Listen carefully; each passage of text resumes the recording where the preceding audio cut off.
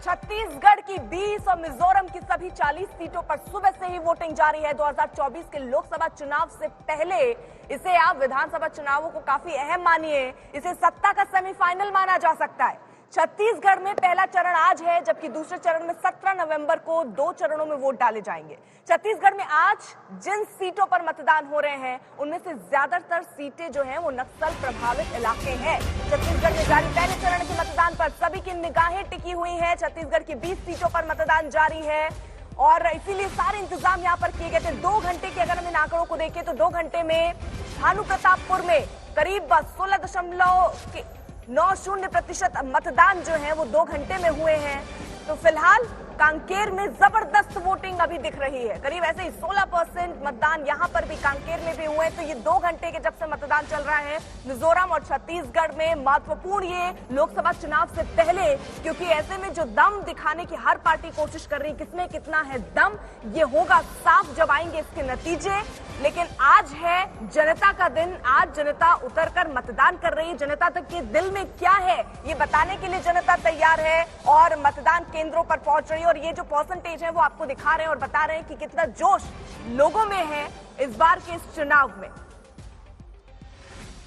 तो आखिरकार रणनीति क्या दिखती है उस पर हम आगे बात भी करेंगे। खास मेहमान भी हमारे साथ चर्चा में इस वक्त जुड़ेंगे और हमारे साथ संजय कुमार चुनाव विश्लेषक, जयंतो घोषाल वरिष्ठ पत्रकार, विनोद अग्नोत्री वरिष्ठ पत्रकार इस वक्त चर्चा के लिए मौजूद हैं। लेकिन कई बयान आ रहे हैं, जरा बयानों की बाढ़ कैसे आई हुई है, एक बयान उसी कड़ी में जरा सुनिए।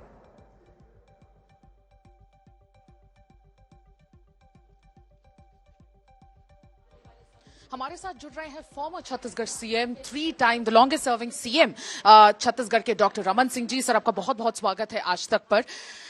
सर, रुझान आने भी जो है वोटर टर्नआउट 5% अभी राजनांदगांव में, क्या इस बार लग रहा है? अनएम्प्लॉयमेंट बहुत बड़ा मुद्दा राजनांदगांव में उभर के आ रहा है। कह रहे हैं कि बीएनसी का जो मिल था आपके कार्यकाल में बंद हुआ, उसके बाद कोई दूसरा स्रोत एम्प्लॉयमेंट का कोई दूसरा स्रोत लोगों को मिला नहीं, काफी नाराजगी उनमें नजर आई। क्या कहेंगे? पहली बात तो बीएनसी मिल बंद हुआ वो कांग्रेस के शासनकाल में, केंद्र सरकार में जब कांग्रेस की सरकार थी और उनकी असफलता की वजह से हुआ। और एक नहीं 65 मिलों को बंद करने का साजिश किया गया। जहाँ तक सवाल है तो कभी राहुल गांधी आके बोलता है मैं शुरू कर दूंगा, कभी भूपेश बघेल आके, ये झूठी घोषणाएं मत करें। यहाँ पे औद्योगिकरण के लिए हम लोग प्रयास करेंगे। सर, आज सुबह ही 6 बजे एक आईडी ब्लास्ट हुआ जिसमें निरीक्षक श्रीकांत घायल हो गए हैं। काफी ज्यादा जो गतिविधियां हैं वो बढ़ गई हैं। 9 बीजेपी लीडर्स की किलिंग भी हो गई है और नक्सलिज्म करीब है, कह रहे हैं खात्मे के। ये तो टारगेट किलिंग का मामला है। बीजेपी के कार्यकर्ताओं को चिन्हांकित करके मारा जा रहा है चुनाव को प्रभावित करने के लिए। सर, टीएस सिंहदेव ने एक बहुत बड़ा बयान दिया है, कहा कि बीजेपी के मैनिफेस्टो में राम की कोई चर्चा ही नहीं की गई है। कह रहे हैं कि वो तो जय श्री राम का नारा भी भूल चुके हैं। वो हिमंत बिस्व शर्मा के बाबर और अकबर वाले कमेंट पे उन्होंने ये रिस्पांस दिया। क्या कहेंगे राम पॉलिटिक्स पे छत्तीसगढ़ से?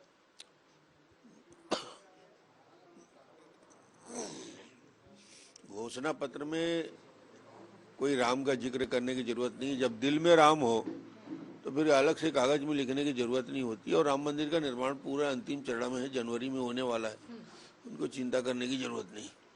सर, आखिरी सवाल, कल बेमेतरा में चीफ मिनिस्टर ने कहा था, जब उनसे पूछा गया कि किस तरह से वो लड़ने वाले हैं इस बार विजय बघेल से, कितनी चुनौती वो देंगे विजय बघेल को पाटन सीट में, तो उन्होंने कहा रिश्ते में तो वो उनके बाप लगते हैं। क्या कहेंगे, आपकी रिएक्शन?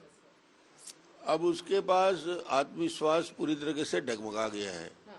फिल्मी डायलॉग मारने से जब इस प्रकार की बात कर रहे हैं तो ये बताता है कि भूपेश बघेल का आत्मविश्वास पूरी तरीके से खत्म हो चुका है और विजय बघेल इस चुनाव में जबरदस्त चुनौती के रूप में आए हैं।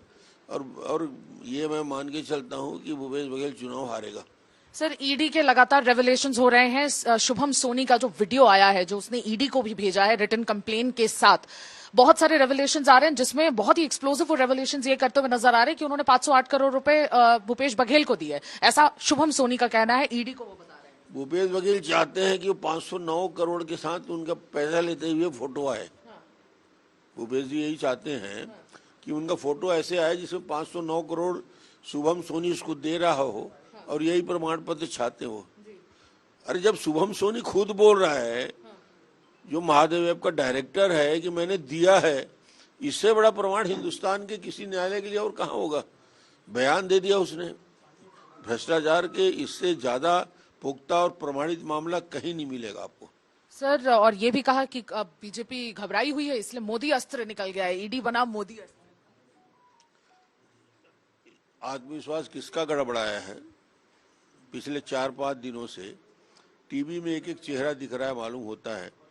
तो पूरी तरीके से महादेव ऐप के इस खुलासे के बाद मुख्यमंत्री जी का चेहरा छत्तीसगढ़ की जनता के सामने उजागर हो गया। बिल्कुल, आत्मविश्वास की कमी की वजह से वो ऐसे बयान मीडिया में देते चल रहे हैं और इससे उनका लैक ऑफ कॉन्फिडेंस नजर आता है, ये कहते हुए नजर आए हमें डॉक्टर रमन सिंह।